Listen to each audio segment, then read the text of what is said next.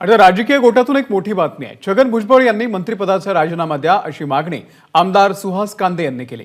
भुजबळ महायुतीचा धर्म पाळत नसून नाशिकच्या नांदगावमध्ये तुतारी चिन्हाचा प्रचार करत असल्याचा आरोप देखील सुहास कांदे यांनी केलाय। त्यांच्या या आरोपाला मंत्री छगन भुजबळ यांनी काय उत्तर दिलंय पाहूया। मंत्रिपद घ्यायचं असेल तर ते महायुतीमधून मंत्रिपद घ्यायचं आणि काम करायचं असेल तर ते तुतारीचं काम करायचं।